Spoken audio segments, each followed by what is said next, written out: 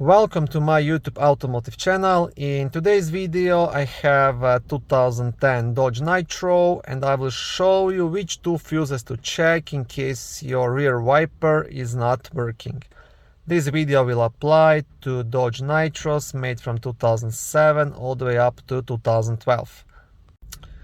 If your rear wiper is not working, always first try checking the fuses because that's the cheapest and easiest thing to fix if that's the problem. If not, then I would start looking into the rear wiper motor or the wiring issue.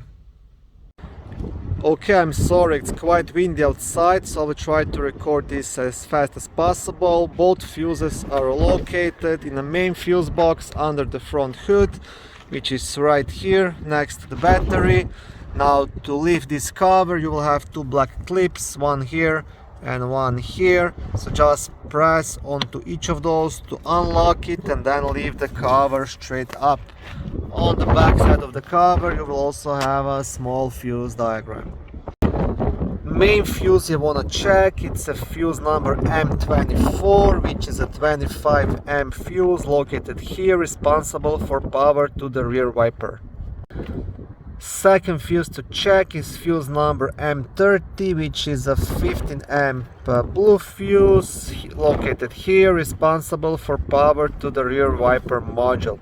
So you want to check these two fuses, this one and this one. Hopefully one of these will be burnt and that will fix your problem. Like I said, if it doesn't fix it, start looking into the rear wiper motor, wiring, or possibly the rear wiper switch. Okay, thank you for watching my video. I hope it was helpful and educational. If it was, please like it and consider subscribing to my YouTube automotive channel. On my channel there is lots of how-to videos, do-it-yourself videos, car reviews, product reviews and other similar automotive topics.